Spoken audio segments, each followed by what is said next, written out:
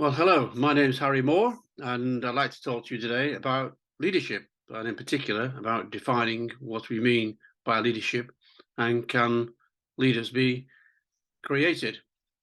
We quite often see on LinkedIn and other social media have bulletins, posts about people who've been very successful, have been a winner, and they will tell you that you also can be a winner, you can be like me, and all it takes is a bit of determination, guts, and focus. So we've got to focus very much on our objectives, and everybody can win. Well, of course, that's not true, is it? We can't have everybody can't be number one. Somebody's got to be number two, three, four, or even last. Hey, but of course, we can be winners in terms of achieving our own objectives, our own personal goals and aspirations. And to me, at the end of the day, that's what really counts. That within our own environment, our own community, as long as we achieve what we want to achieve in life, then we are a winner. But we shouldn't run away with the thought that, if we're not driving to the supermarket in a Lamborghini, then we have failed. Success is not about money. So does the same thing then apply to leadership? Can everybody be a leader? My view is that no, they can't. I believe that leadership is assumed. It's not given. It's not created. People may have the qualities of leadership and can be developed into good leaders. They may not be aware that they're a natural leader. Sometimes I find and meet people that are natural leaders, inspiring and so forth, and with development could become a true and gifted leader. In my own experience, and these are my views entirely, there are three general types of manager, director of people and resources.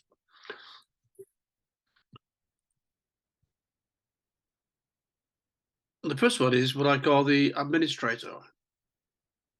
There must be thousands and thousands of businesses all over the world, in Europe, as far as I'm concerned, this is where I focus, that are managed by people that are good administrators. They're very well run organizations, they're efficient, they may show some modest growth, and they usually achieve their objectives because they're structured to do that. The administrative type of manager is also well respected within the organization for keeping to his or her word, and also respected within the community or the market that the enterprise serves. They manage resources very, very well, human resources particularly, through well-structured policies, procedures, and in general, they have a contented workforce which is happy with this lot. They're well-run businesses.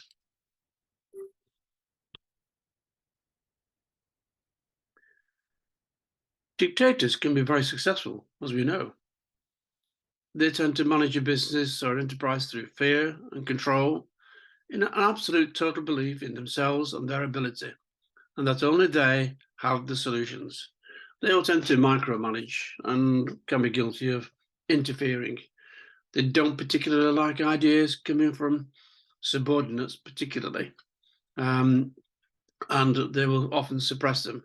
Or quite often, what I've seen is that they will take ownership of that idea and make it their own by converting it in some way, shape, or form. They're not very good team players. They tend to want to work in isolation, but like to have a team around them, people of yes people that agree with them. And I've often found that they don't like taking advice either internally or externally. They prefer to give it. Organizations that are run by dictators tend to have lower morale and lower staff retention.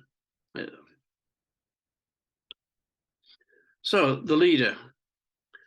A natural leader's strengths are those of creativity, inspiration, and motivation. They're normally entrepreneurial. They're usually looking for growth. It may not be in size, but it may be in profitability. It may be in the services that they provide to their community. They want to build something.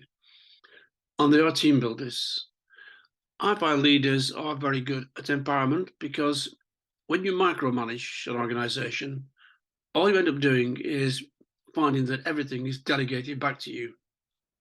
If you empower people through giving them the training, the skills, the tools, the backing, the moral support, then you'll find that you will benefit, because you, as the leader, will get the credit for managing your workforce very, very well and getting the most out of them. So it's a mistake to think that by micromanaging, we actually gain more credibility. It is exactly the opposite.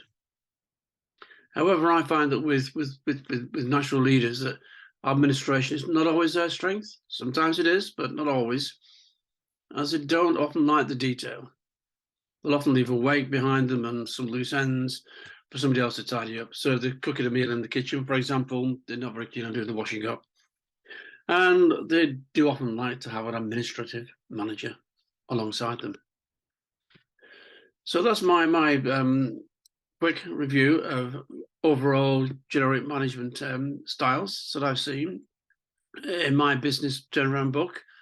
There's a chapter there on defining in more detail the different kinds of managers that I've come across. And if you are an advisor, or if you're working within an organization with other managers or for a manager, then this might be helpful. So that's my business turnaround book, How to Do It.